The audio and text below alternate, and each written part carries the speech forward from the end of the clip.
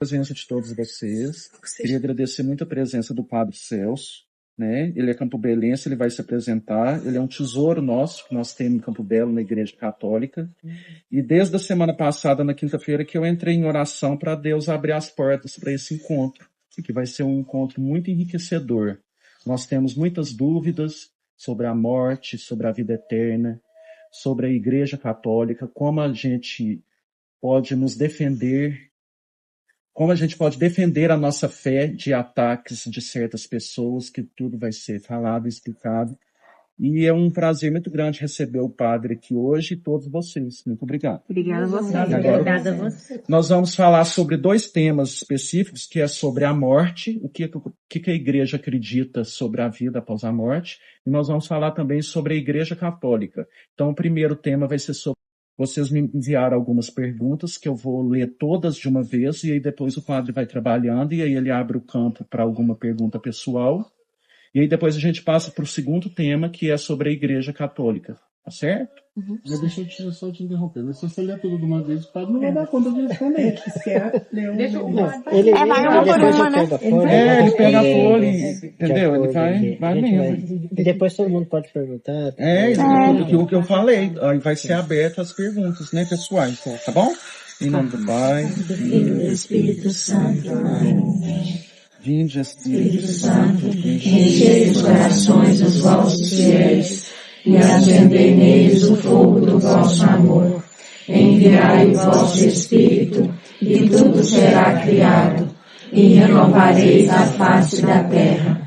Oremos. Ó Deus, que instruíste os corações dos vossos fiéis com a luz do Espírito Santo, fazei que apreciemos retamente todas as coisas, segundo o mesmo Espírito, e gozemos sempre da sua consolação. Por Cristo Senhor nosso. Amém. Que o Espírito Santo nos ajude a dialogar e, sobretudo, a descobrir a verdade e a deixar-se encontrar pela verdade de Deus nas nossas vidas. Em nome do Pai, do Filho e do Espírito Santo. Amém.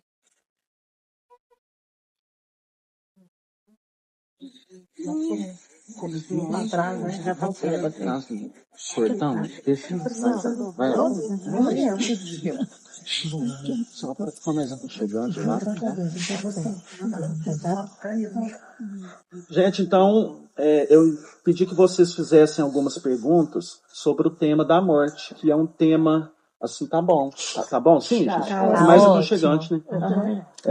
Que é um tema muito difícil, porque ninguém... É a única verdade que a gente tem e ninguém sabe como que ela vai acontecer. O que a igreja acredita com relação à morte? Então, foram feitas algumas perguntas aqui. Eu vou ler elas, e aí, se o senhor quiser parar e responder, ou se o senhor quiser que leia pela última vez, fica à sua vontade. Como se preparar para a vida eterna se somos tão pecadores? No céu, nossos entes queridos são nossos intercessores, ou só os santos da igreja podem interceder por nós? Se eu pedir para sonhar com alguém que já morreu, isso não deixará a pessoa descansar? Quando encontrarmos os nossos pais, nós saberemos que eles são os nossos parentes no céu? Como saber aqui na terra se algum parente meu recebeu a salvação? Os protestantes dizem que assim que a gente morre, a gente vai para o sono profundo. E como estamos dormindo, não podemos interceder por ninguém. Maria foi maravilhosa, a mãe de Jesus, mas ela está dormindo. E ela não pode fazer nada por nós, como dizem os protestantes. O que a Igreja Católica diz ao acontecer depois da nossa morte? Já há o julgamento final? A pessoa fica cara a cara com Deus, ou ela só vai ver Deus face a face na sua segunda vinda?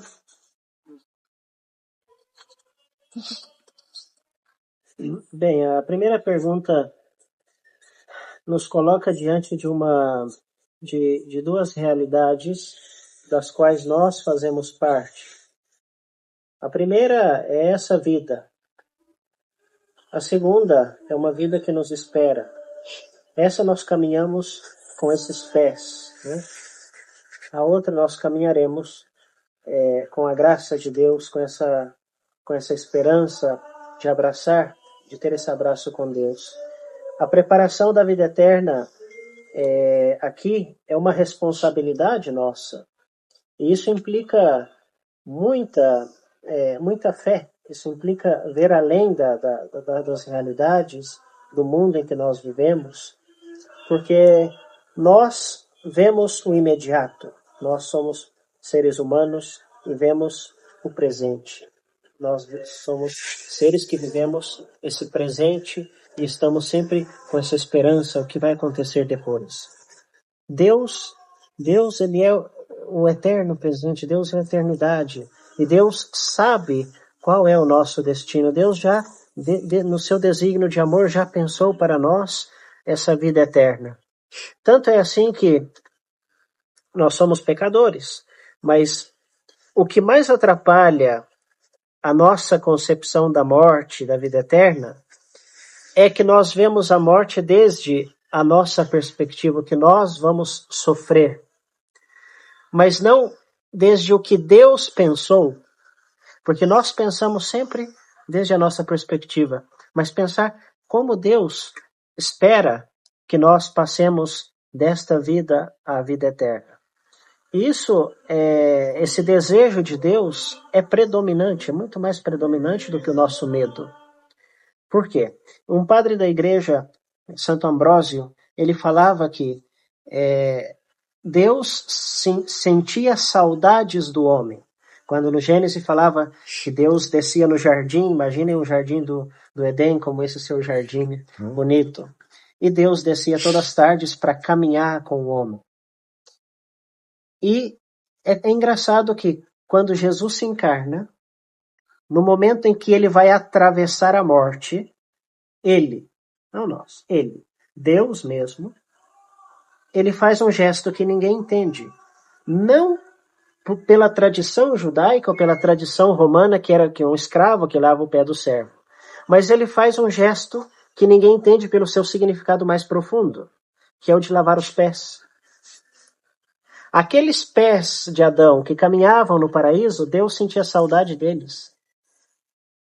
E quando Jesus lava os pés dos apóstolos na última ceia, ele está dizendo, volta para casa. Você é meu filho. Eu vou atravessar a morte. Mas todo homem tem que atravessar a morte porque tem que voltar para casa.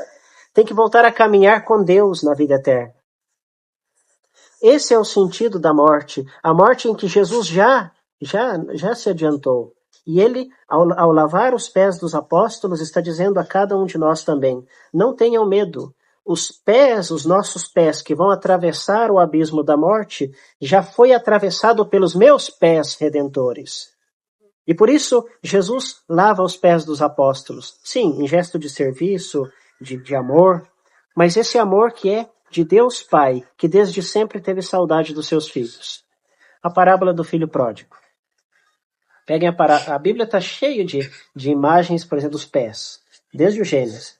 Quando Jesus fala do filho pródigo, Jesus fala que esse filho volta e fala, coloque um anel e sandálias nos pés. Uhum. Porque esse filho pisou o pecado, pisou a lama, foi no mais profundo, mas coloque as sandálias. Por quê? Porque ele vai ter que pisar primeiro a sua morte, ele já pisou a morte espiritual do pecado. E agora esse filho vai voltar, está voltando, está no abraço do Pai. Não se desesperar da salvação. E por isso os pés, na tradição russa, bizantina russa, existe aquela tradição de colocar o monge quando morria, tiravam as sandálias dele e colocavam sandálias novas. De fato, se vocês lerem Os Irmãos Karamazov, que é uma obra de Dostoiévski, o Starets, o diretor espiritual do mosteiro, chamava Starets Sósimo, quando ele morre, os monges vão lá e colocam umas sandálias novas. E o Dostoiévski escreve, colocam-se sandálias novas, por quê? Porque esse monge começa a caminhar pelas estradas do paraíso. Estradas novas, sandálias novas. esse é o sentido da nossa vida diante a eternidade, diante o desejo de Deus, o sonho de Deus que nos espera. Por que muita gente tem medo da morte? Porque está apegada a esta vida. Essa vida é bela. Essa vida tem que ser vivida com plenitude? Claro que sim. Mas nós somos forasteiros. Nós somos peregrinos. Nós estamos a caminho daquela pátria da que nós saímos. Daquela pátria que é o coração de Deus. Por isso, quem vive nessa dimensão de fé, vive essa vida diferente, em plenitude. O cristão, ao pensar na vida eterna, ele vive com maior plenitude essa vida. Por isso que a gente conhece tantas pessoas que, sem fé, ou com as suas debilidades, com a sua fraqueza, com a sua história, não pensam na vida eterna, não têm esses princípios de fé, e por isso essa vida, às vezes, termina sendo um fracasso, tristemente termina sendo uma coisa horrível. Porque essa vida, vivida em plenitude, faz a gente olhar para a eternidade. Por isso, e não ter medo de ser pecadores. Porque nós somos pecadores, como esse filho pródigo. Nós somos pecadores como Adão. Nós somos pecadores como os apóstolos, que foram pecadores. Mas nós sabemos que não somos órfãos, que nós vamos voltar para casa. E essa casa é o coração de Deus. A primeira pergunta, acho que mais ou menos respondi. Alguém tem alguma pergunta sobre isso? Achei tão bonito. Alguém tem uma reflexão ou perguntas? Reflexão ou perguntas? Pode. No céu, nossos entes queridos são nossos intercessores ou só os santos da igreja podem interceder por nós? Claro, os santos da igreja são aqueles que são reconhecidos canonicamente, foram canonizados, etc. Mas pensemos quantas pessoas na nossa família, na nossa vizinhança, que nós temos aquela faísca dentro, essa pessoa está no céu, e essa pessoa intercede por mim. Eu conheci um sacerdote espanhol que morreu em 2020 com 86 anos. E era o meu diretor espiritual. Não é canonizado pela igreja. Mas eu rezo para ele. Eu falo, Padre Davi, chamava Davi. Padre Davi, intercede por mim diante de Deus. Por isso. E ele às vezes tem concedido coisas mínimas, mas tem concedido. Então, eu acho que essa fé, nessa intercessão, porque nós somos igreja militante, mas a comunhão dos santos não é só os santos do altar, né? Tem um grande rio de santos e de mártires, de pessoas que estão intercedendo por nós. E, portanto, confiar nessa dimensão também da igreja celeste e também da igreja purgante, porque existem as almas do purgatório. Em Roma, existe uma igreja dedicada ao Sagrado Coração de Jesus, que está perto do Tevere, do Rio, ali perto do Vaticano. Essa igreja é a única igreja neogótica que existe em Roma. Ela é pequenininha, mas é linda. E dentro dessa igreja existe um museu onde estão vários chapéus de pessoas, livros, bíblias de antigamente, e as almas do purgatório deixaram pegadas. As almas do purgatório, bem-vindo. As almas do purgatório deixaram pegadas nos livros, pois tem uma Bíblia em que, imagina 5 dedos assim, como se estivesse pegando fogo, impregnada nas páginas. E ali conta a história. Era o esposo de uma senhora aqui que estava pedindo que ela oferecesse uma missa para que essa alma alcançasse o céu.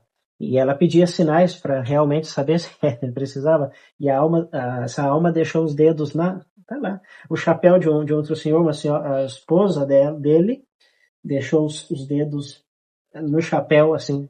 Então, todos esses sinais, esses testemunhos que a gente encontra, é para a gente crer que existe uma vida, são pessoas que precisam da nossa oração.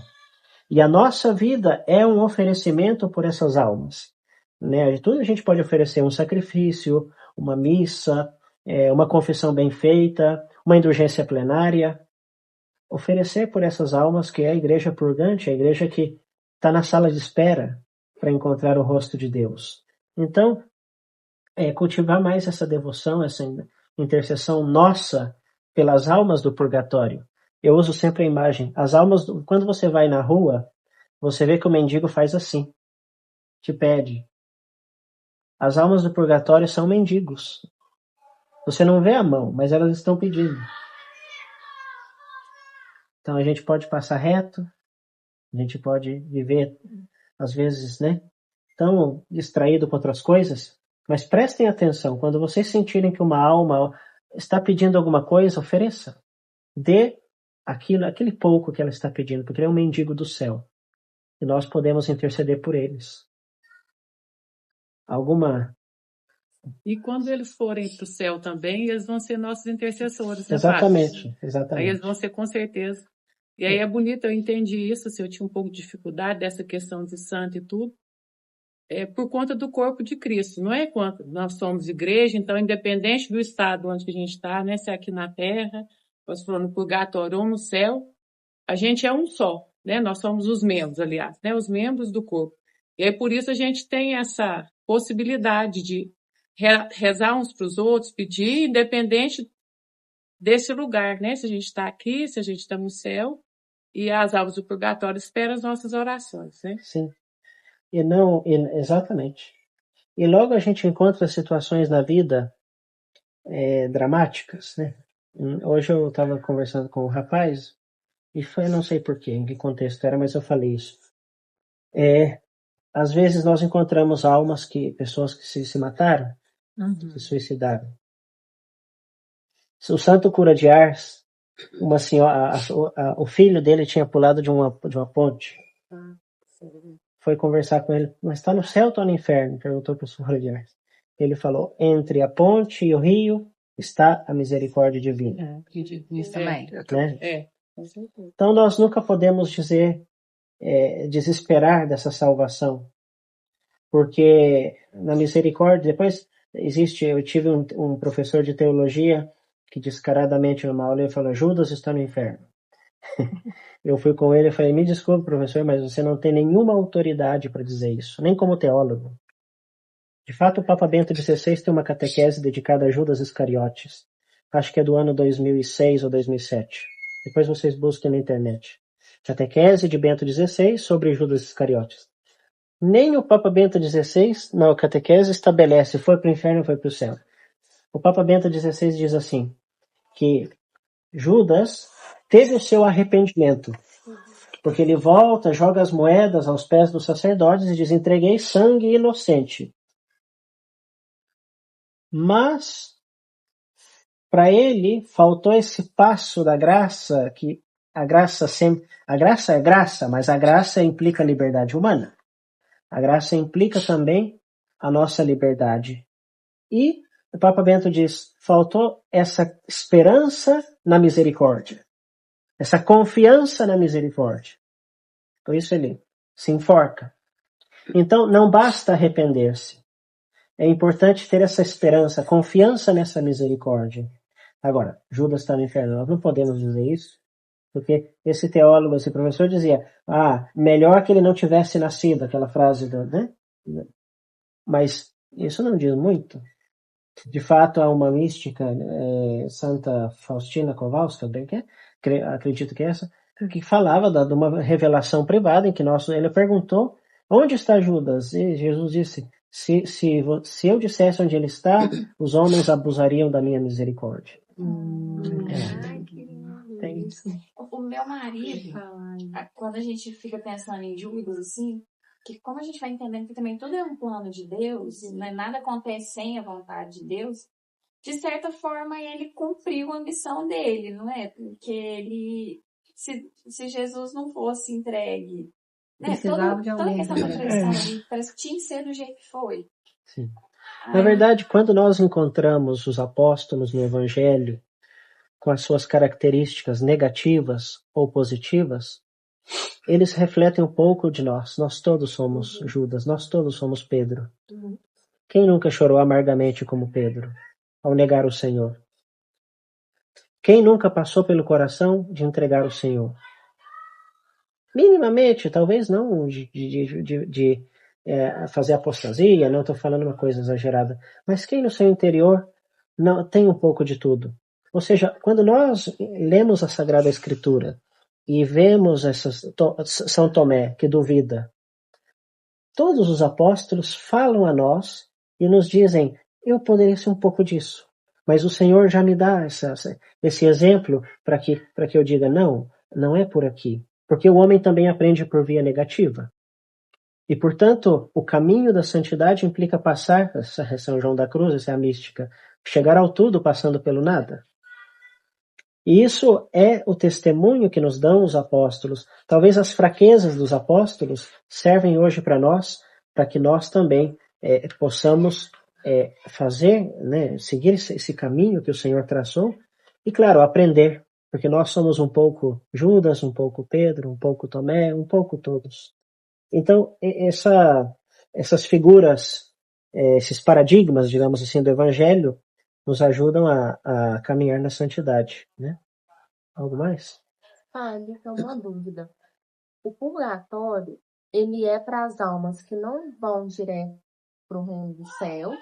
Sim. Mas, um exemplo, ou tem também as almas que vão para o inferno passam por lá também? Como é que é? Não. As que, foi para o inferno, vão direto. Não, sim, o purgatório exato. é tipo uma chance que ainda Sim. aquela alma tem de purificação. Sim, o inferno, hoje em dia, muitas pessoas dizem, que o inferno não existe. De fato, pergunto, vocês já escutaram, quantas homilias você já escutou sobre o inferno nesse ano?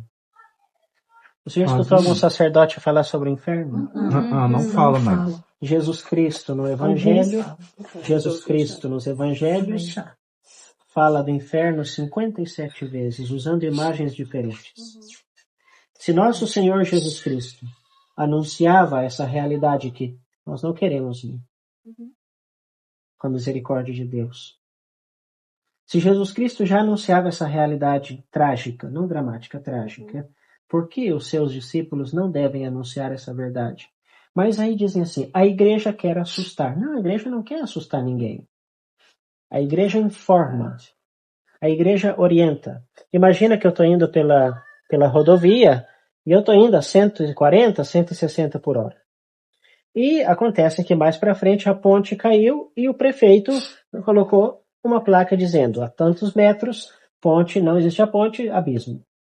Então eu olho o letreiro e digo, alguém está brincando, não, isso não é verdade, e continuo 140.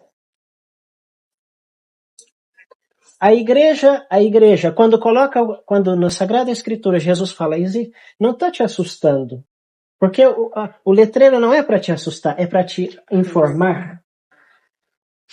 Mas o homem de hoje, quando se deixa levar pelas paixões, pelos seus prazeres, pelo mundo, pelo pecado, vai a 140 por hora.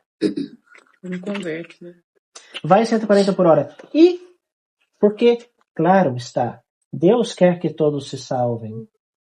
Mas Deus também precisa da nossa colaboração humana. E, portanto, aquela frase de Santo Agostinho Celebertima, aquele que te criou sem ti, não te salvará sem ti.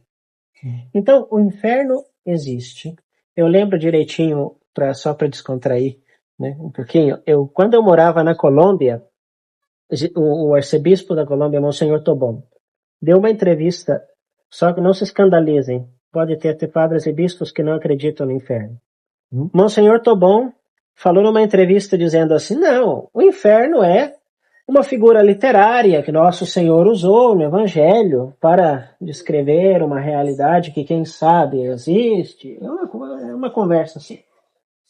E na Catedral de Medellín, na Colômbia, ao lado da catedral tinha uma sala onde se faziam exorcismos. De fato, muitos padres faziam esse ministério ali.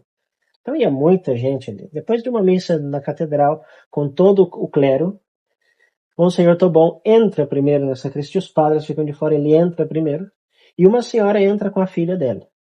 E a filha estava possuída, né? E a senhora fala, excelência, minha filha está assim, pode rezar por ela, fazer uma oração. E nisso que o Monsenhor Tobón começa a rezar por ela vai em cima dele.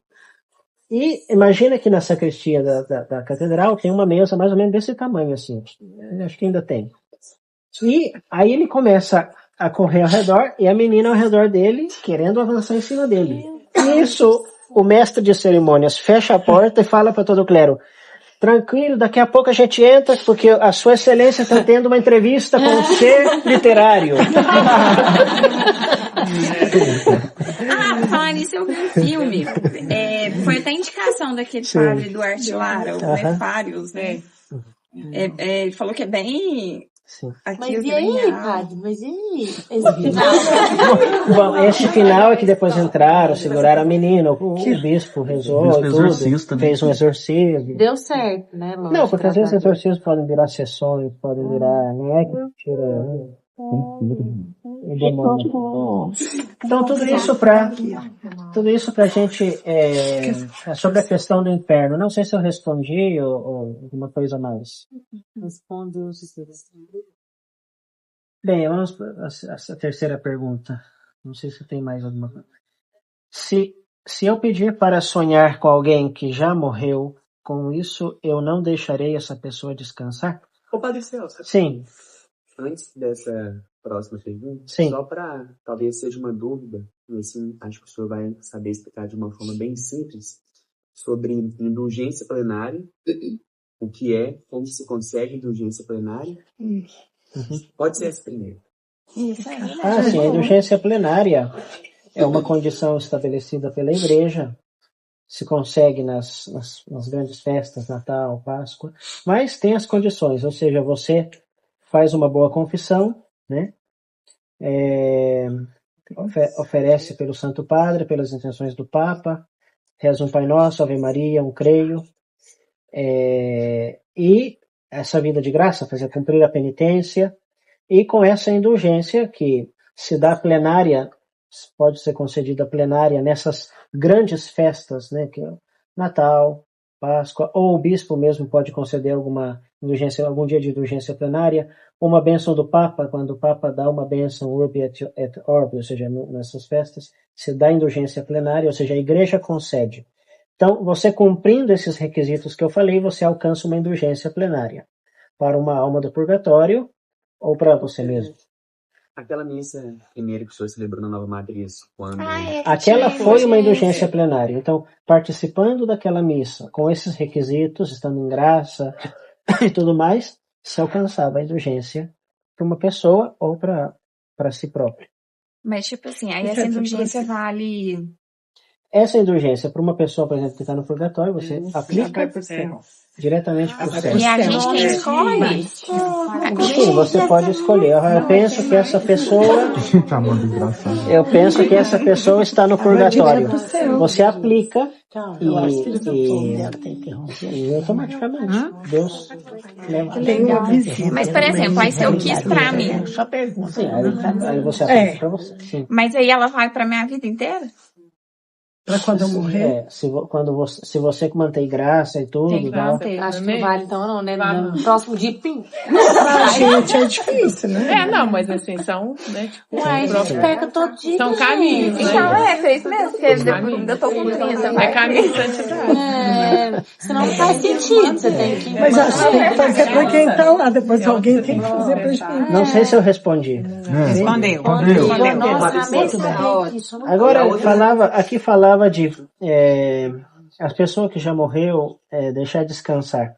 Lembremos que o descanso não é o descanso depois dessa vida, não é como nós concebemos aqui. O descanso depois dessa vida implica esse gozo profundo de estar com Deus. Então, não é o descanso como um requisito para o corpo, porque de fato não está a alma. E, portanto, essa intercessão, esse pedir alguma coisa, não atrapalha nada no sentido do descanso, né? O descanso, porque quando a gente fala descanso em paz, nós estamos falando desde a perspectiva da vida terrena, porque essa vida é um caminho. Quando a pessoa deixa de caminhar aqui, ela descansa daqui, mas lá do outro lado não vai implicar descanso, porque lá não tem nenhum esforço, porque o esforço, o suor, o cansaço é fruto do pecado. Ou seja, entra numa condição préternatural. Antes do pecado original, Adão e Eva não tinham cansaço. Então, quando fala descansa em paz, nós falamos desde a nossa perspectiva, mas quem já foi para outro lado não está descansando, está num gozo eterno com Deus, ou seja, estar está plenamente com Deus. A questão, igual, eu estou ainda vivendo o processo do luto, né? E tem aquela cultura, né? O povo fala assim, não chora, deixa o morto descansar. Isso é uma coisa dito popular.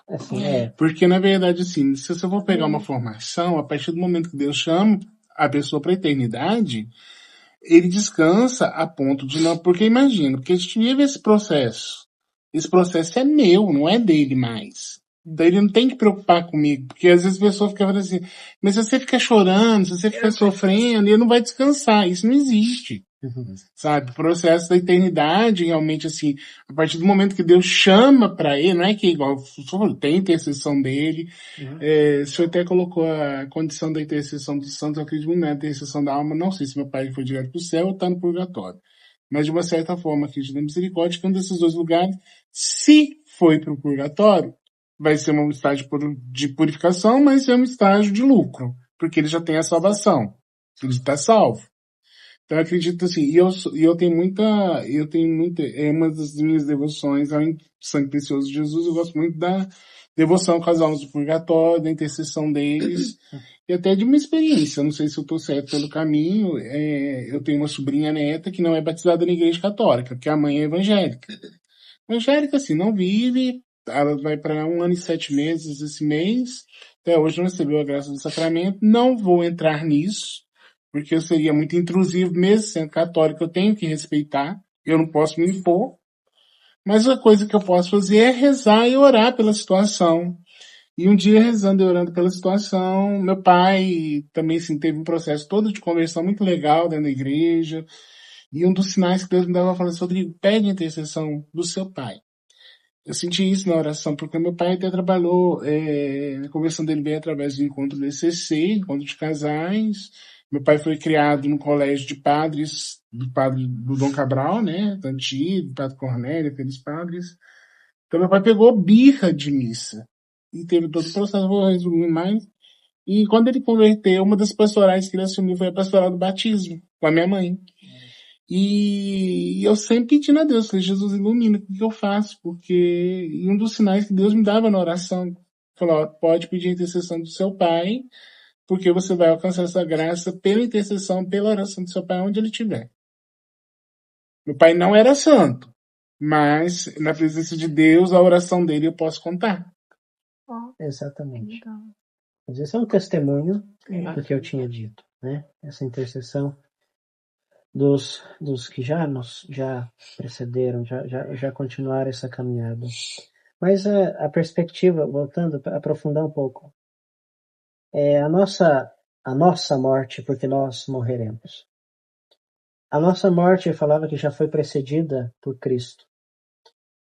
Nós não nos entregamos livremente à morte. De fato, o Santo Isidório de Sevilha, numa obra, ele falava que a morte vem de morder. A morte é como aquela que morde, né? Morte. Jesus, se vocês pegarem o Evangelho de Marcos ou Mateus, vocês veem que na hora da cruz colocam assim, que Jesus já diz, livremente ele entregou-se à morte. Eu vou livremente à morte. Eu entrego a minha vida livremente. Só que quando a gente lê a Bíblia, já que os protestantes gostam da literalidade da Bíblia, mas não conhecem o significado, gostou dessa? Amor agora, né? Quando você pega Marcos, depois chegando em casa, vejam Mateus ou Marcos, na crucificação, no momento da crucifixão. O evangelista escreve assim, inclinando a cabeça, entregou o Espírito. Ou seja, para uma pessoa que realmente morreu porque mataram, porque não queria morrer, seria o contrário. Entregou o espírito e inclinou a cabeça.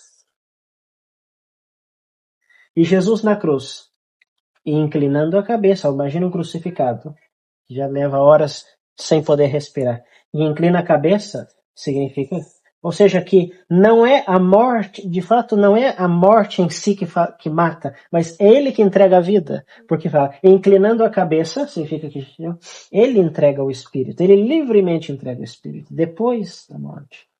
Ou seja, ele livremente já passou pela morte e venceu a morte porque Jesus foi livremente à morte.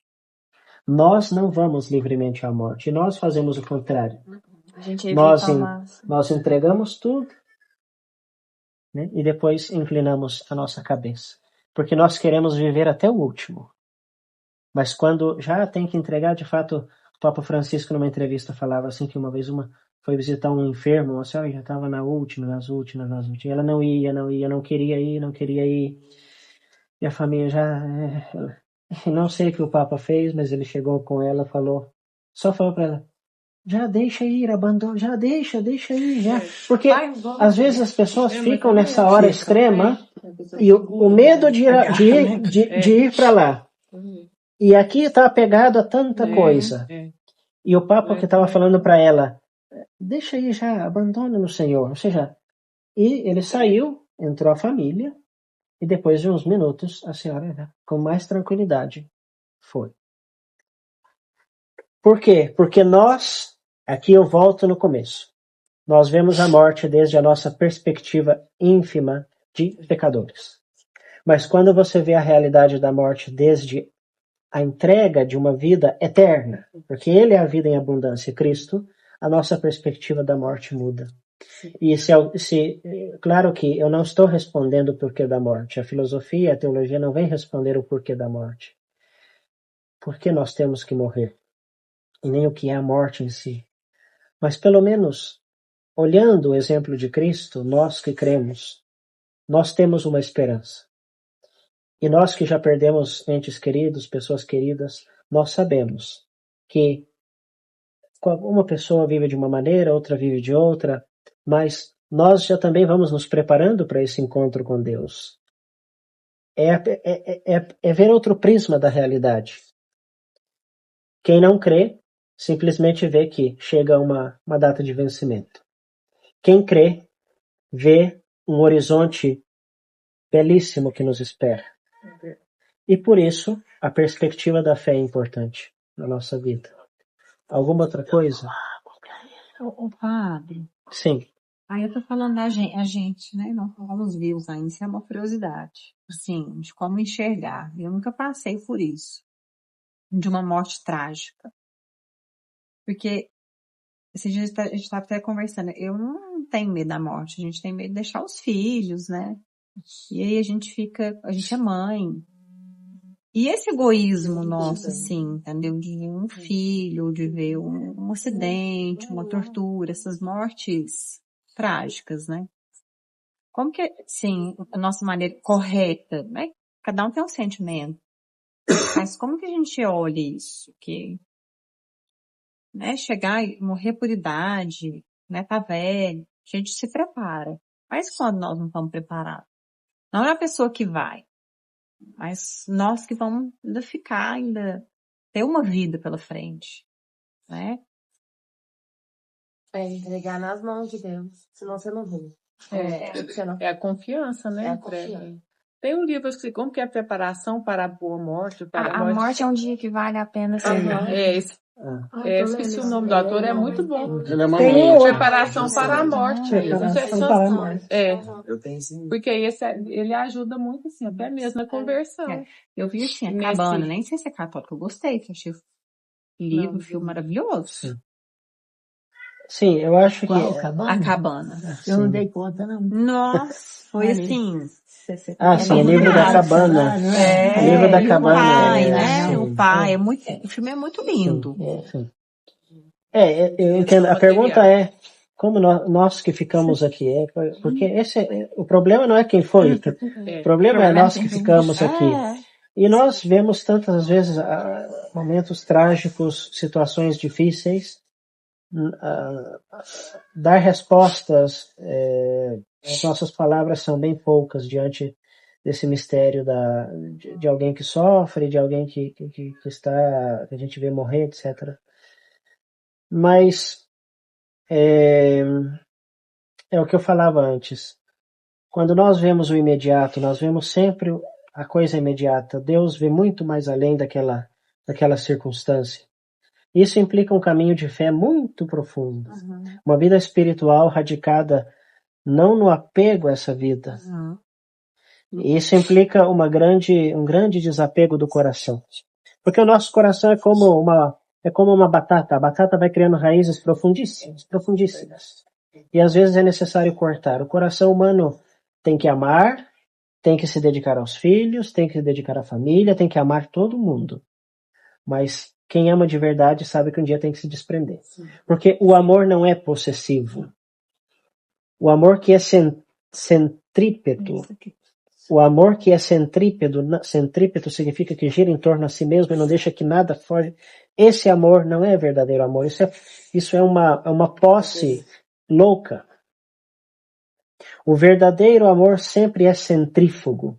Sai de si. Porque tudo que é bom se difunde.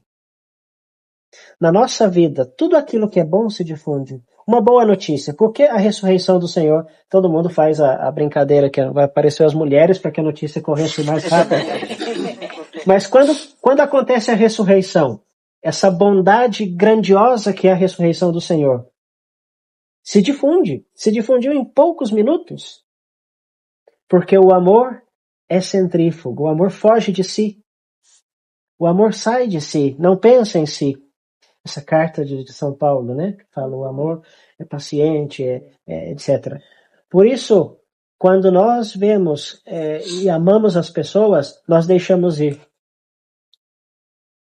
Porque sabemos que, não por desinteresse, mas porque nós sabemos que não nos pertence. Como nós também, um dia tivemos que sair, tivemos que criar asas e voar. O amor é um amor que sai de si, que se deixa voar nessa imensidão do mistério de Deus. E, portanto, não é fácil, é doloroso. Humanamente, a gente, às vezes, sofre com tantas perdas e com tantas coisas, mas eu lembro, e quando alguém está para morrer, a gente já sabe. Eu lembro quando esse padre que eu mencionei antes, eu fui o primeiro, eu ainda era irmão. Era meia-noite, eu saí meia-noite do quarto dele, morreu às 4 da madrugada. Eu fui o último irmão que ele viu. E quando eu me despedi dele naquela noite, ele já não falava, só olhava. E eu pensei por dentro, tchau. Eu falei para ele, como eu disse, tchau, já não vamos nos encontrar aqui mais. Você me espera lá em cima. E 4 da madrugada ele morreu. Ou seja, existe dentro de nós uma liberdade. Porque o amor que é centrífugo gera em nós liberdade. A liberdade interior significa que eu amo a todo mundo, mas todos podem ser livres e ser felizes, e essa é a minha alegria. Eu não tenho posse de ninguém. A mãe que pega o filho, o filho o esposo que tem que controlar tudo, a esposa que tem que controlar tudo e tem que ter tudo. Isso não é amor, isso é posse. Isso é uma posse absurda. Porque na vida nós não podemos aferrar nada. Às vezes nós pensamos que temos o controle de tudo, que nós fazemos tudo, e no fundo, se você olha para o céu e diz, mas quem sou eu? O Salmo 8 diz, quem é o homem, Senhor, para que dele te lembres? Dizem que quando os astronautas foram na Lua, eles escreveram o Salmo 8 e deixaram lá na Lua esse salmo. Porque eles foram lá e viram a imensidão do planeta, todo o universo, e falaram, o que é o homem, Senhor, para que dele te lembres? O que é o filho do homem para que o ames? Ou seja, nós somos tão pequenos e ao mesmo tempo tão grandes, a tal ponto que Deus quis fazer-se homem, ser humano, para nos redimir.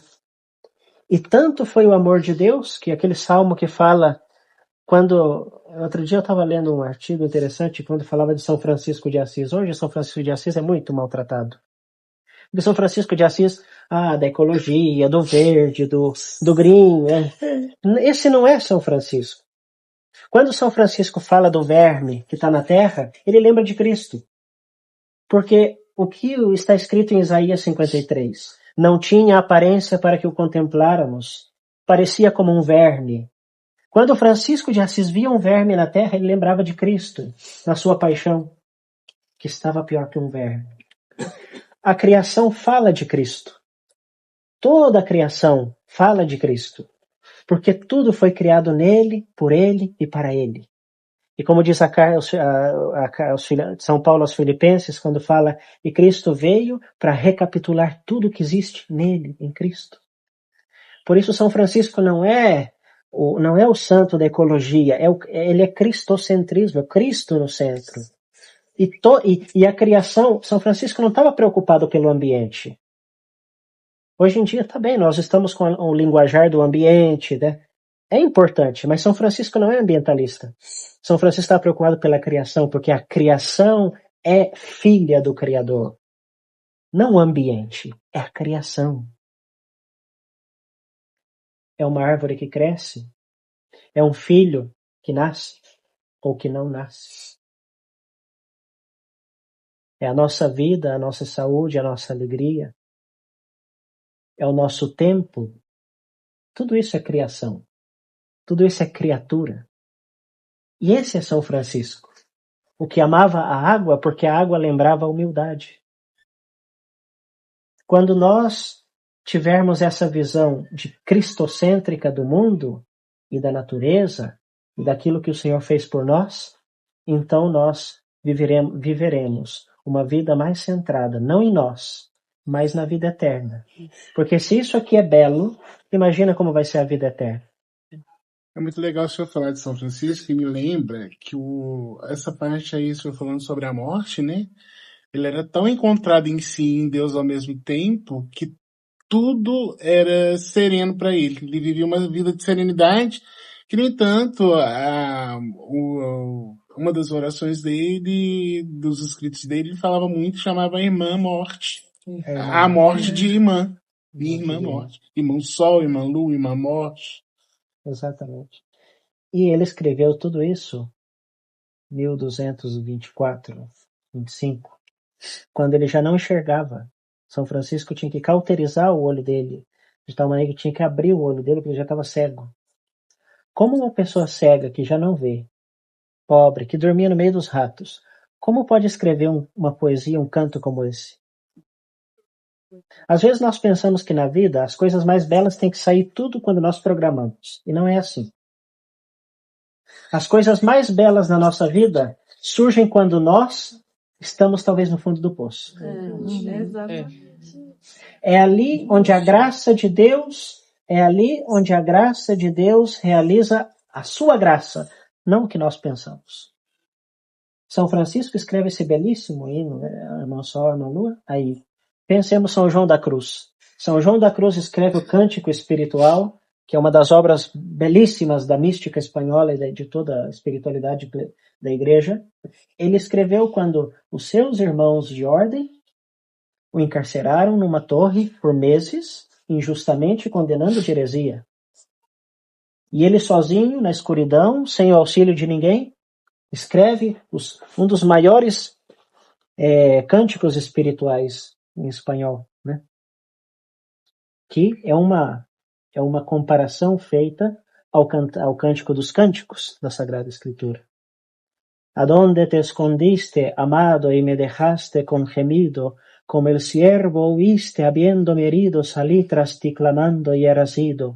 Pastores los que fueredes allá por las majadas al otero, si por ventura viéredes a aquel que yo más quiero, decidle que adolezco, peno y muero.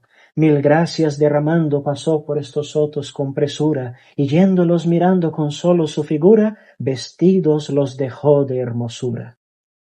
São alguns dos versos que ele escreveu.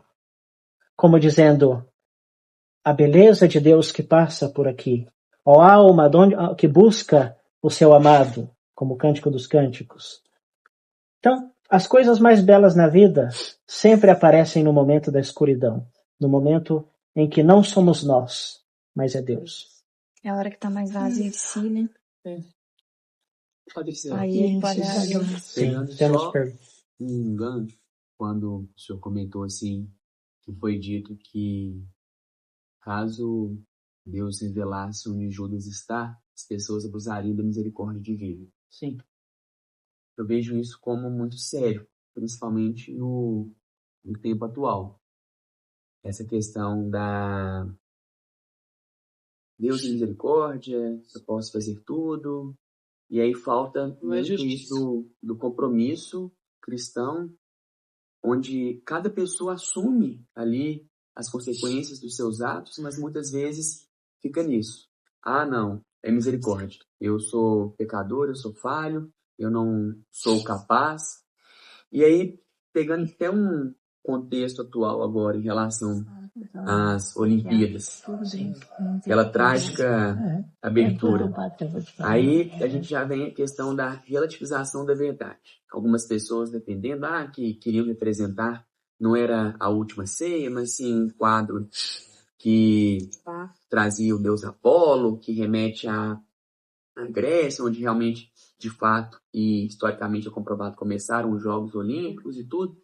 Aí eu queria que o senhor pudesse contextualizar um pouquinho, até para servir assim de... Como que eu posso colocar?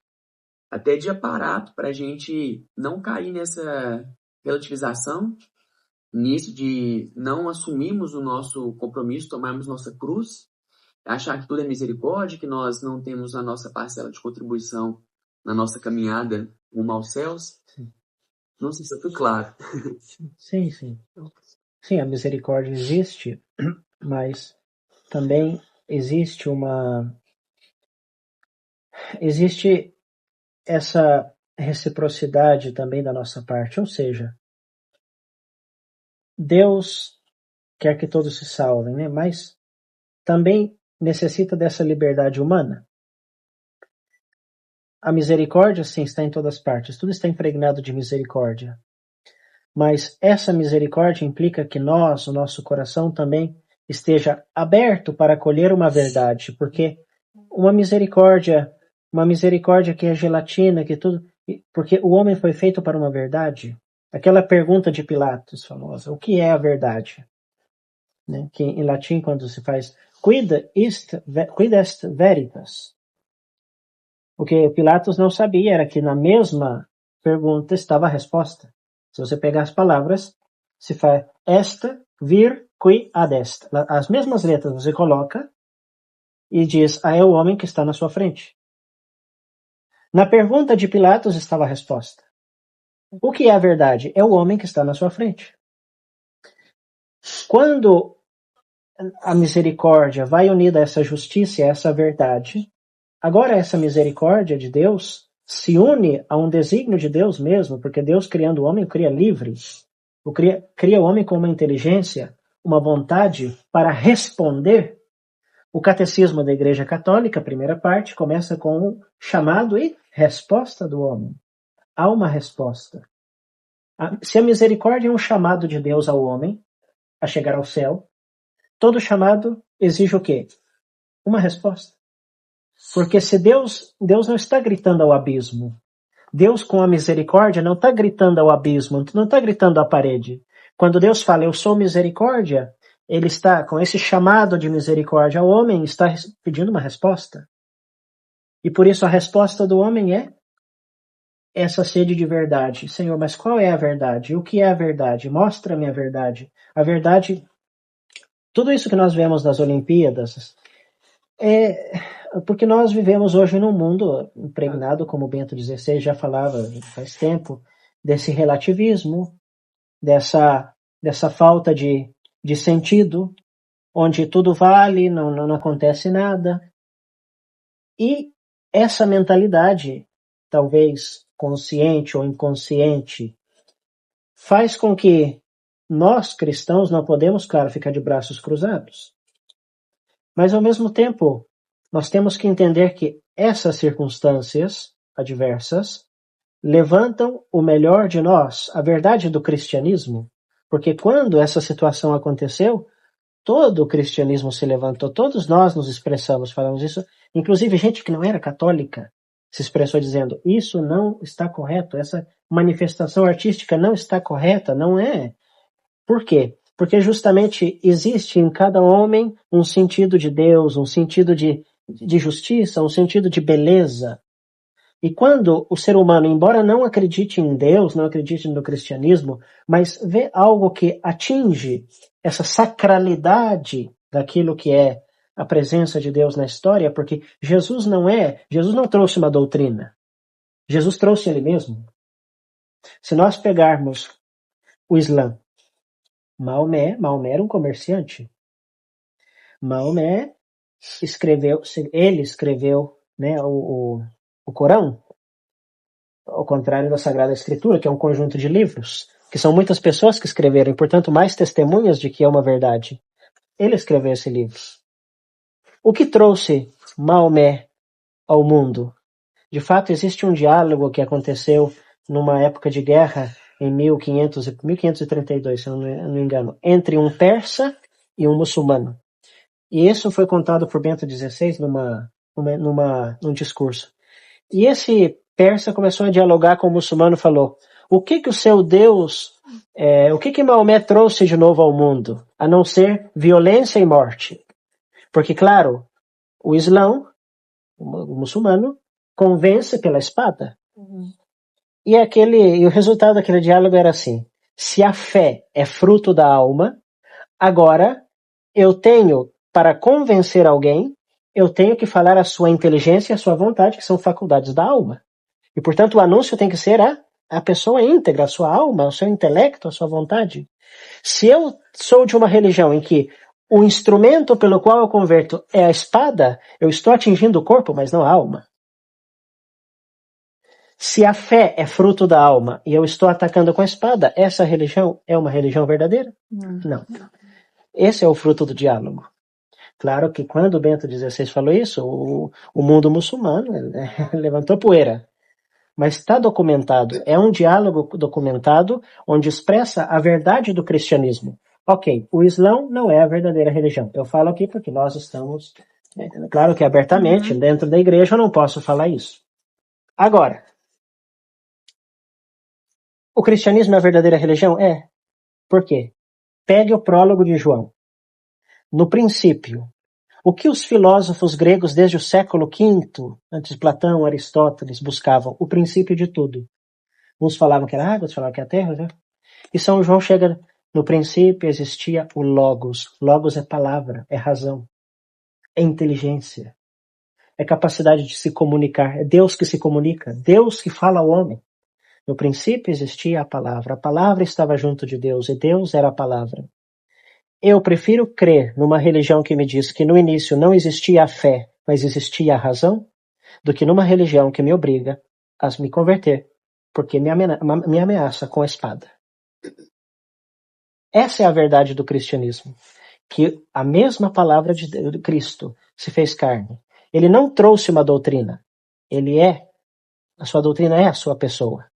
É o seu exemplo, é a sua morte e a sua ressurreição. E é isso que nós cremos. E esse é o querigma. Quando nos Atos dos Apóstolos, o primeiro querigma dos Atos dos Apóstolos, quando os apóstolos saem para anunciar, Pedro é o que levanta a voz, diante de toda uma multidão em Jerusalém, e diz: esse Jesus que vocês mataram, ele ressuscitou. E ele dá esse querigma, esse anúncio de um Cristo vivo, de uma pessoa. Existe um pensador que chama Blaise Pascal, filósofo, e numa obra ele falava assim: eu acredito nas pessoas que contam histórias cujos protagonistas deram a vida por essas histórias. Quantos mártires nós temos desde os primeiros séculos? Quem dá a vida por um morto? Ninguém. Essa é a beleza da nossa fé, que nós temos mártires, nós temos santos, nós temos pessoas que nos dão exemplo, que se unem a Jesus Cristo. E essa é a nossa alegria. E é isso que nós temos que anunciar diante de um mundo que hoje nos mostra uma cena ridícula. E, claro, a gente não tem que se ofender, não tem que se rebaixar. Mas eu, pessoalmente, às vezes fico com raiva, até mesmo dentro do clero, sacerdotes, bispos, que não falam isso. Não anunciam a verdade de Cristo. Isso que eu estou falando, quem fala isso na televisão? Quem anuncia essa verdade? E por isso nós precisamos de leigos, de pessoas que deem testemunho do Senhor Jesus. Eu vou até falar que hoje em dia isso vai ser o nosso martírio, né? A gente se posicionar e falar. É o Papa Bento Não XVI pode, que não. falou que o martírio agora o martírio nosso é ser cristão, né? se posicionar. Não sei se eu respondo, exato. Não sei se eu respondo a sua Mas pergunta. isso, padre, seria porque tirou Deus do centro, né? Respondo? Responde? Ok. Eu respondo a pergunta dele? Tá certo? Claro. Mas acarreta essa passagem de uma coisa a outra, porque a nossa fé tem que estar enraizada nesse pensamento. Esse cansaço, isso Jesus já passou por mim. Ele já passou isso por mim. Quando eu vivo nessa dimensão, eu posso sofrer, posso passar por uma depressão. Mas a minha esperança de que ele venceu e eu vou vencer nele, essa é a fé. Essa é a fé de um cristão. Então, eu acho que aí, unido à nossa realidade humana, a problemática não é uma coisa simples, mas os nossos cansaços, quando nós pensarmos bem na oração, falando, Jesus já se cansou por mim, ele também foi, nós tomamos um novo rumo, novas forças para seguir adiante. E que seja assim na nossa vida, cada vez que a gente experimentar algum cansaço, físico, espiritual, mental, né? Quantas vezes eu falo sempre no seminário, porque no seminário são sacerdotes também. Quando sentem cansaço, é uma coisa na minha comunidade, inclusive, que eu brigo. Porque existe uma coisa aqui que eu tenho que descansar. Eu tenho que ter fim de semana de descanso, eu tenho que ir para um lugar de descanso, descanso. Cada um tem a sua personalidade, cada um tem que se conhecer como descansa. Mas eu sempre falo para os padres, olha, será que nós não estamos entrando numa psicose de descanso desnecessária? Porque, às vezes, não é a questão que você tem que descansar. É que você tem que reorientar os seus esforços.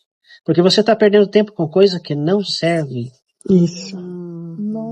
Perfeitamente. Nós temos. Você é uma fera, pai. Não vai ter pau. Não tem jeito. Essa aí, carapuça, serviu todo mundo. Não, mas eu falo isso para os padres. É verdade. Vale, mas olha aqui. Então, essa geração, ela está cansada. Essa geração eu tenho raiva dessa palavra. Eu tô no cansaço. Essa palavra eu tenho. Gente, eu também tem raiva de jeito qualquer coisa cansado. Ai, que raiva tem isso aí, não é? Falou verdade. Correto. Tem uma frase de São João Maria Vianney, né, que ele contava no final da vida, eles pediam para ele descansar, e falou assim, não, na outra vida eu irei descansar. E que ele queria continuar. Sim, exato. Aqui não tem descanso. Claro que existem os momentos de descanso, é bom que a gente descanse. Cada um tem que se conhecer e buscar os seus momentos de descanso. Os padres, nós temos momentos de descanso, às vezes um fim de semana, vamos juntos a algum lugar e tal. Mas eu tenho que fazer isso porque eu preciso, eu estou estressado, né? Chegou para outra semana, tem que descansar. Eu brigo com os padres, eu falo, isso aqui não está bem, porque a gente tem que orientar os nossos esforços, porque senão passamos a vida descansando. E não produzimos. E a gente vai ser cobrado por esse descanso, né? Lá em cima. Exatamente. Esses a gente poderia ter feito alguma coisa útil pra gente. Padre, mas esse mundo frenético? Frenético, o povo está tudo louco, tudo, mudou tudo. E aí, por isso que eles querem descansar, mas eles querem estar buscando coisa que não precisa. Que não é uma coisa concreta. Então, onde gera esse cansaço? Do nada. Não está buscando nada, né, Maria Helena? Isso. Supercálica, confusão. Não. Coiseira que arruma. Como dizer, vai só pendurando coisa. Esse é um desafio que todos nós temos. Sim. É o desafio dessa aceleração da nossa vida. Porque tudo se tornou fácil, tudo se tornou rápido. Hoje, clicando alguma coisa já... nós estamos por viver um jubileu da esperança. O jubileu da esperança que começa, acho que no dia 24 de dezembro, uma coisa assim. Como é difícil nós vivermos de esperança, ou falarmos da esperança, ou pregar sobre a esperança cristã, num mundo em que, se eu coloco alguma coisa para carregar, e aquela bolinha não vai, eu já me desespero, eu já entro em pânico. Exatamente. Se você não é capaz de esperar essa bolinha carregar, como você será capaz de esperar realmente e confiar que existe uma vida eterna? Exatamente. O padre, o que é que falar para você, por exemplo? Eu tenho na minha família pessoa que é frenética. Então, o que eu vou falar? Vamos falar para essa pessoa, para um filho, por exemplo, que tem aquele ritmo frenético. Está correndo atrás do nada, já está envelhecendo, não viu a vida. Vai morrer, não vai levar nada. Não vai levar nada. Não, mas eu não falo nem que eu falo. Meu menino de 8 anos é super ansioso. Tá tudo assim, tá tudo assim. Sim. Olha a unha, tá roendo, tá aqui no centro. Essa ansiedade do povo. Né? Sim, eu sempre vou contra a corrente. Às vezes no mesmo seminário, pessoas aceleradas, até entre padres. Eu tenho uma comunidade que nós somos 50 padres. E eu sou o mais novo, tenho 32 anos. E lá tem padres de 80 e tantos, né? De 80 e tantos anos. E até os velhinhos são acelerados. E eu sempre, às vezes um chega já de manhã cedo no café e já vem me pedindo um favor, falando 1000 coisas, eu faço de propósito. Quando começa, Padre Celso, que não sei o que, eu não fico, eu fico calado, deixo que ele fale o que quiser, e quando ele termina de falar, bom dia. Olha, gente, Padre Celso. Bom dia. Eles aí fica olhando assim para mim, bom dia. Esse bom dia que eu dou, desarma. Aí o padre já senta e começa, como está? Ou seja, eu desacelerei ele com um bom dia. Colocou a barra. Mas isso depende muito de nós. Porque se nós entrarmos nessa corrente de já chega tem que fazer isso, padre, você pode fazer isso, você pode, onde você vai hoje, você pode fazer aquilo. Eu, de manhã, eu sou a pessoa mais cri-cri do mundo. Eu amanheço, ninguém fale comigo de manhã, que eu tô acordando ainda, não tomei café. Eu demoro a responder o WhatsApp que eu pai morro. E essa é uma tática muito interessante. Levar 3 dias para responder. Diante dessa juventude, diante de pessoas que vivem nessa onda de acelerada que todos nós vivemos assim. Eu acho que os pequenos gestos, um olhar, um momento com essa pessoa, até os meus alunos, alguns alunos chegam e começam, então, primeiro, segundo, terceiro. Eu posso ficar uma hora com um aluno, que ele tem 1000 dúvidas. Mas eu fico 1 hora, explico corretamente e ele vai embora. E todos estamos em paz. Uhum. Ou seja, tem que ter essa espiritualidade. Agora eu lembrei de um filósofo, por exemplo, tem um filósofo Nietzsche, não sei se foi Nietzsche ou algum filósofo, ele falava que ele era amigo da lentidão. Ai, gente, mas é muito difícil lidar com pessoa lenta. O Ronaldo Júnior é igual ele. Demora 3 horas para acordar. Ele é extremamente acelerado. Mas ele falava amigos da lentidão no sentido de pensar as coisas. Entendi. Não lento de ser lento. Não ser lento no sentido que mas essa sã lentidão de orientar as pessoas, falar, olha, para que tanta preocupação? Para que acelerar isso aqui? Calma, vamos isso. Eu acho que existe aí também um fator não só espiritual, mas também psicológico, que pode ajudar a gente aí orientando, né? O que mais, gente? Padre, fala do céu de novo pra gente ir pra casa. Deixa ela tá aqui uma hora. Adrianinha, gente, tá? Claro. Aleluia. Então, 2 coisas que eu queria... Quer que eu vou gravar sua fala? Não, gente. 2 coisas, quer dizer, tá lá atrás, no começo, mas eu não consegui falar.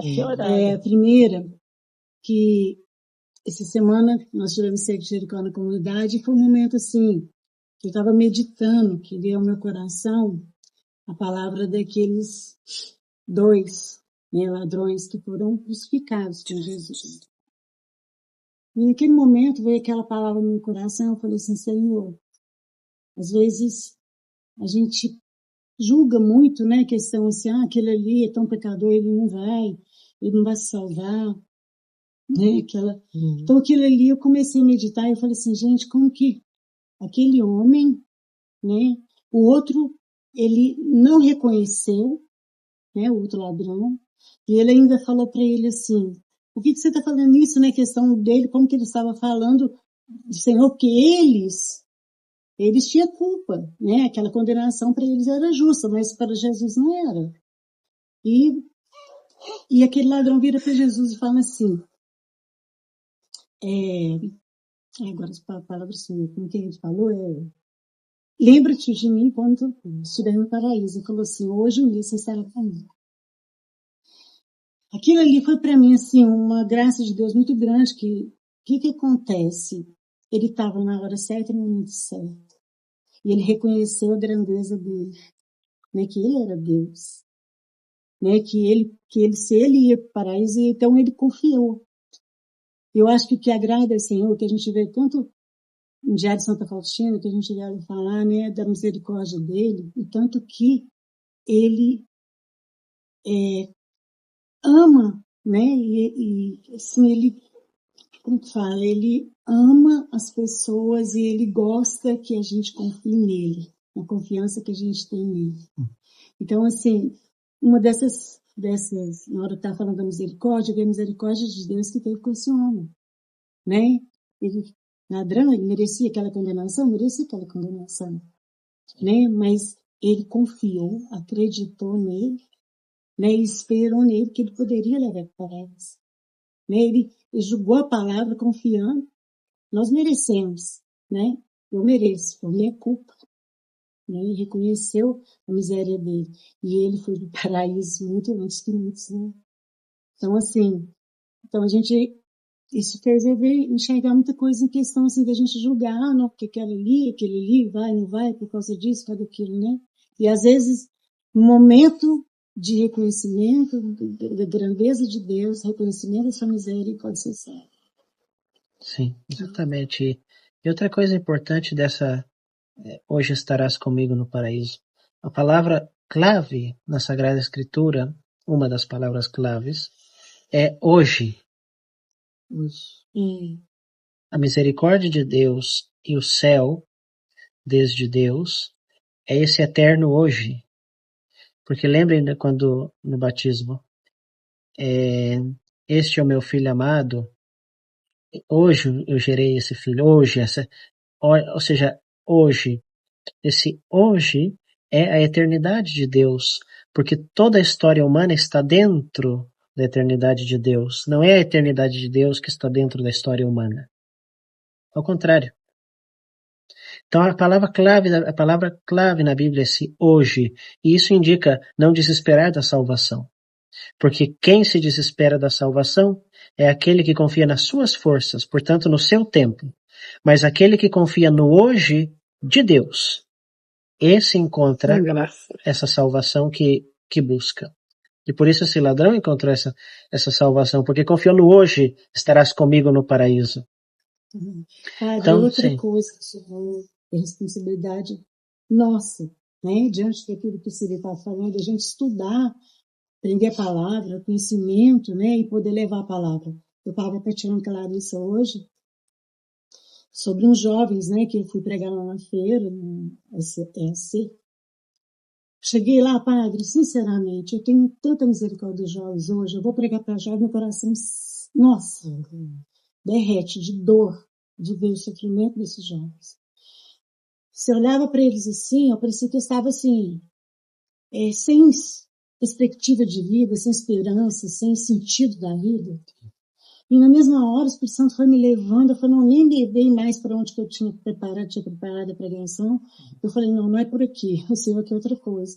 Mas o Senhor foi me exaltando, eles, assim, aqui, vão levantar, vocês têm uma vida, vocês são jovens, vocês têm que viver, vocês têm que buscar algo, espelhem alguém que tenha um futuro, né? Faça algo para que você tenha vida. Que você tenha algo, projeta, tenha sonhos. E eu fui falando, aquilo foi enchendo o coração deles, que assim, na hora que acabou a oração, depois eu fiz a oração, sabe, você via assim, alegria no olhar deles, sabe, o ânimo. Então, assim, essa é a responsabilidade da gente. Às vezes não é pregar assim, igualzinho para todos, mas assim, leva a palavra, né, para o outro que está ali, mesmo em casa ou em lugar ou no trabalho, né? Porque isso levanta a pessoa. E eu vi como que aqueles jovens saíram dali diferente. A moça me chamou lá e falou assim, Adriana, eles estavam precisando disso, porque eles estão sem esperança, sem perspectiva de vida, né? Perderam o sentido da vida, outros queriam morrer, sabe? Então, assim, essa responsabilidade nós precisamos ter, né? De levar essa palavra, como se não é só dos sacerdotes, é dos leigos também, né? É isso que eu queria falar. Sim, e os jovens precisam muito do nosso sentido comum e da nossa experiência.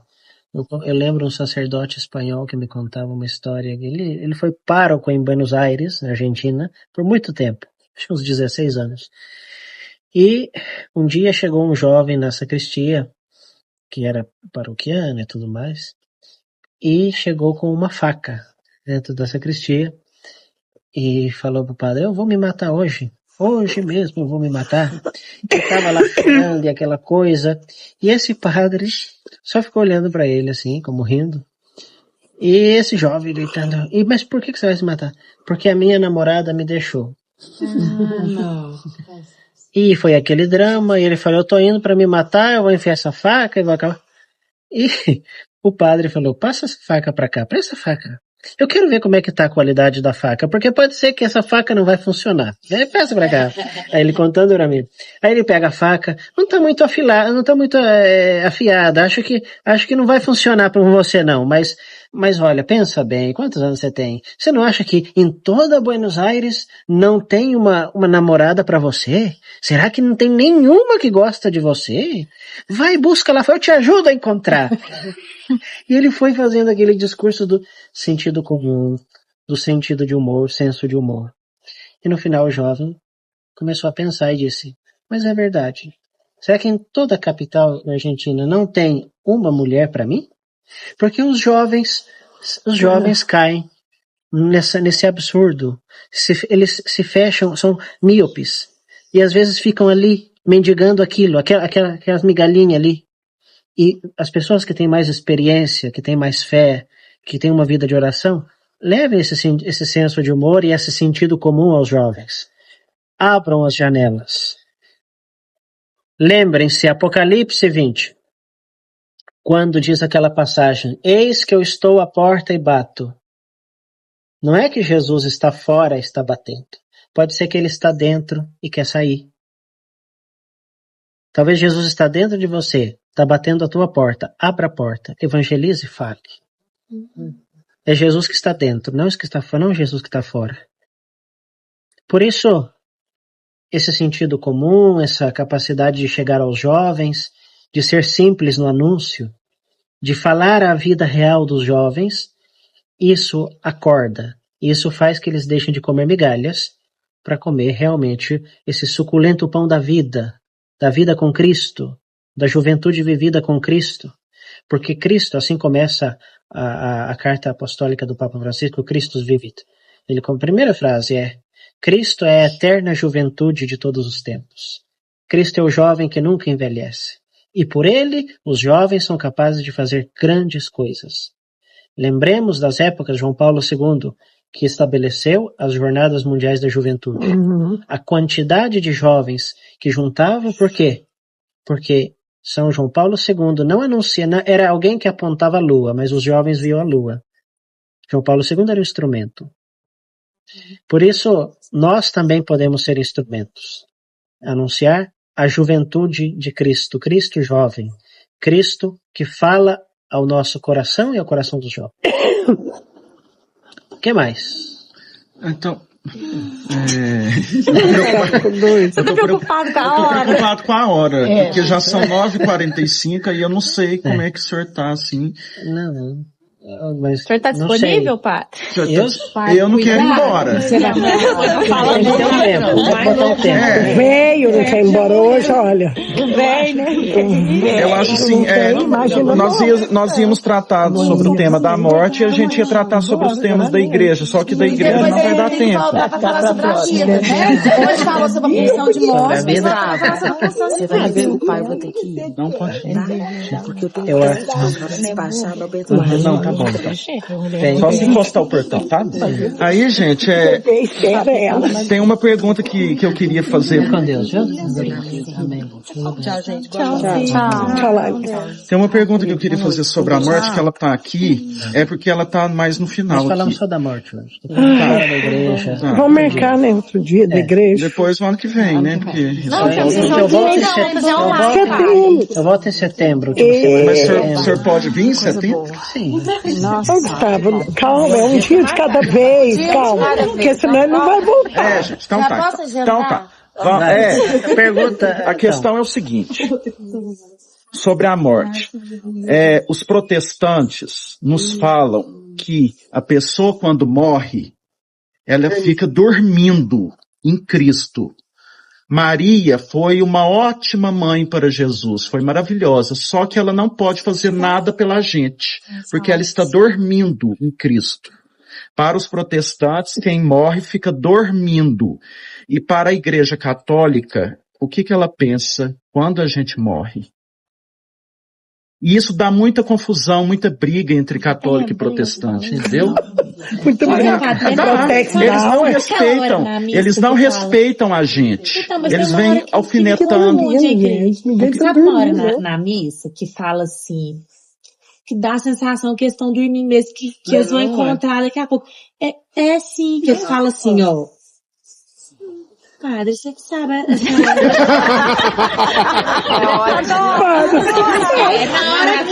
hora que a gente pensa nos nossos entes. Lembrar só pai dos nossos filhos. Que adormeceram na paz. Ué, que morreu, ué. Não, que adormeceram na amizade. Aí fala um trem assim, que tipo, daqui a pouco que ele vai... Sim. Então, vai dar uma sensação daqui a pouco que ele vai... É uma questão teológica. A questão é que, por exemplo, de fato existe um salmo que fala o sono, irmão da morte. Porque o sono é similar à morte. Quando se fala que a morte é uma dormição, é um dormir, o sentido profundo que os protestantes não sabem argumentar é que quando Deus, por exemplo, Deus no Gênesis, na criação, quer criar a mulher, ele faz com que Adão durma. É o sono de Adão. Santo Tomás de Aquino também vai falar isso. Quando na redenção, na criação acontece isso. Na redenção, Deus Pai, toda a Trindade, porque toda a salvação é obra da Trindade, da Santíssima Trindade. Quando morre Cristo, se fala que Cristo dorme como dormiu Adão, para que da sua morte nascesse a igreja, a Eva que é a sua igreja. A sua igreja que são os sacramentos. De fato, quando se dá aquela lançada e sai sangue e água, aquele sangue e água é a Eucaristia, são os sacramentos, é o batismo. Então, todo o sentido da morte unido ao sono é um sentido criador e redentor. Portanto, é um sentido trinitário e, portanto, é um sentido também mariano. Maria aos pés da cruz. Ou seja, o protestante tem que reconhecer que se ele me diz que a morte é similar a esse sono, essa dormição, agora a Sagrada Escritura está dizendo que se é similar à morte, a essa dormição, o mistério de tudo isso não é em si, mas está ligado ao mistério da Santíssima Trindade. E, portanto, ao mistério de Deus Pai, Filho e Espírito Santo, que daí nasce a Igreja, Maria, feminino. Ou seja, que o sentido da morte unido ao sono é um sentido católico, cristão. Entendi, não. Não entendi nada. Eu vou repetir. Entendeu? Não. Entendeu? Também não. Você não entendeu, meu filho. Eu posso desistir. Repito. Se os protestantes dizem, bem, a morte é similar ao sono. É verdade, ok. Porque há um salmo que diz, que eu falei, o sono, irmã da morte, etc. Quando a realidade, o mistério do sono, que faz com que Adão, no início, e dele sai Eva, uma criação, é comparado com com a redenção. Cristo, quando dorme, morre na cruz, sai dele os sacramentos e a sua igreja. Ao entregar o seu espírito. Portanto, é uma obra, toda a Sagrada Escritura, do início ao fim, é uma obra da Santíssima Trindade. Criação, redenção, santificação. E isso implica a morte, irmã desse sono de Adão, desse sono de Cristo. Agora, se eles acreditam que a morte é um sono, e que Maria talvez dormiu, a dormição de Maria, de fato os orientais creem que Maria, a dormição da Santíssima Virgem. Agora, esse sentido não é protestante, é nosso, é católico, é cristão, porque é trinitário, é Pai, Filho, Espírito Santo, é mariológico, é Maria. Ou seja, essa verdade que eles anunciam pertence a nós, não a eles. Mas eles não sabem argumentar isso. Entenderam? Está dormindo, né? Mas a pergunta do Gustavo é que foi outra. É aquele que vai ter logo após ter juízo, não é sobre aquele... É isso que ele está perguntando, se está dormindo, assim... A pessoa quando morre pro católico, ela está dormindo, ela dorme ou ela já tem um julgamento final logo em seguida, cara a cara com Então, é isso aí. Exato. Segundo a Escritura, a Sagrada Escritura, após a morte, há um juízo particular. Então, não está dormindo. Como é que vai ter juízo dormindo? Há um juízo particular. Depois há o que na escatologia, na teologia chama o estado intermédio, uma espera, porque estamos esperando o juízo final, onde virá julgar os vivos e os mortos. Então é nessa parte. Nessa parte está dormindo.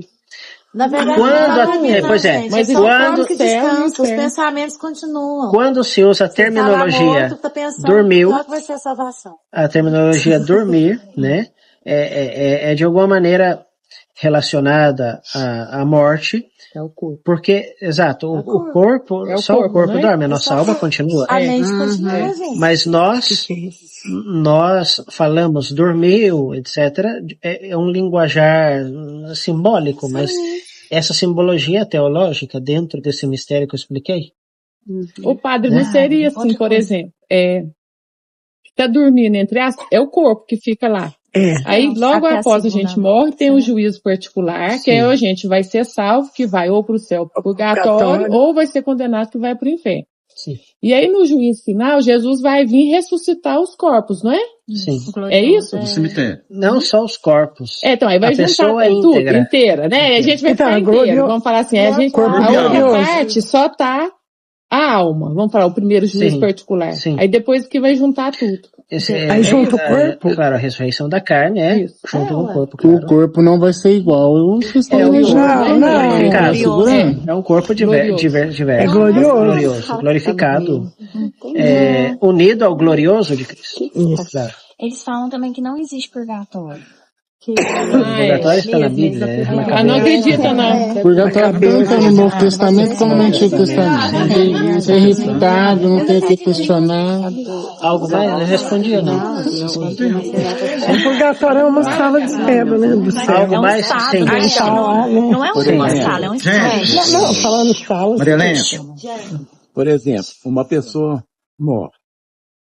A gente acredita que a pessoa foi para o céu, foi para o purgatório, alguma coisa assim. Aí, de repente, a outra pessoa morre também. Eles vão encontrar em algum lugar? Eles encontram em algum lugar ou não? Sim, esse encontro, né? Porque o encontro implica sempre um lugar. Mas essas realidades do céu, inferno, né, são estados da alma. Então, quando for, ou seja, se for para o céu, encontrará ali. Se for para o purgatório, encontrará ali. Ou seja, é um estado da alma. Porque um encontro implica sempre um lugar, um espaço. Mas o tipo de encontro que a gente concebe nesse sentido é justamente dependendo da situação que cada alma for para onde for, né? Certinho. Interessante. Sim. Que contexto? É que meu irmão é protex, né? Fala o que é protex, filho. Protestante. Cadinho. Quem sabe é você. E nós passamos por uma perca dos nossos pais. Sim. E quando aconteceu isso, só que assim, meu irmão deu uma travada na época e falou assim, não, Cássia, agora acabou. Aí eu tô assim, mas você acredita que eles estão dormindo e pronto, e acabou? Ele falou, porque só com a volta, quando Jesus vier, que vai ter eles não falam ressurreição, eles falam tipo a salvação do corpo. Aí eu falei, mas e a alma? E ele tá falando, não tem alma. Eu falei, meu filho, mas você tava na deprê, então você fica pensando assim. Aí eu fui explicar para ele, porque meu irmão era católico, sempre foi, né? Aí depois que ele casou e tudo, enfim. Aí eu fui explicar para ele do que é o julgamento, do céu, do purgatório e tudo. Aí ele concordou. Ele falou, não, pensar dessa forma assim é mais leve. Ele falou, mas eu não sei o que tá certo. Eu falei, nem eu.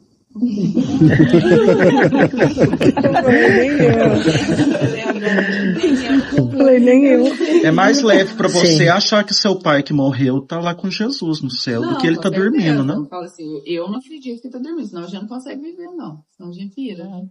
Então, eu acredito na salvação e até também os meninos do grupo sabem, não vou entrar em detalhes, mas assim, eu já tive vários sinais e provações para elevar eles, né? Sim. E foram sinais e provações que eu contei pro meu irmão. Aí ele ainda ficou assim, aí eu mostrei na Bíblia, no Diário de Santo Faustino, eu mostrei tudo. Eu falei, não, realmente. Aí eles ficam calados assim comigo. Eles continuam protestos. Nossa, é difícil. Sim. Católico ignorante, futuro protestante, né, padre? A gente tem que estudar. Nós não somos péssimos católicos. Eles vêm pra cima. Os protestantes, sabe por que se chamam protestantes? Porque quando no Concílio de Trento, 1545, eles foram convidados também a participar do concílio. Porque Lutero já tinha, em 1517, já tinha separado, já tinha feito toda a bagunça. Já estava Calvino também. E aí, eles foram convidados para participar do concílio, para debater a questão da hermenêutica, da exegese bíblica. E o concílio de Trento teve 3 sessões, durou até 1575, por aí. Porque foi interrompido por uma peste, depois teve várias coisas. E chegou um ponto que não entraram no acordo com eles.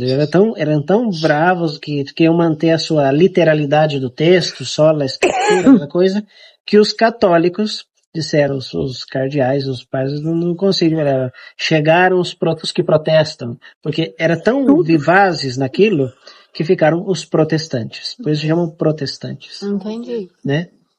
Padre, só a escritura não se sustenta mesmo, né?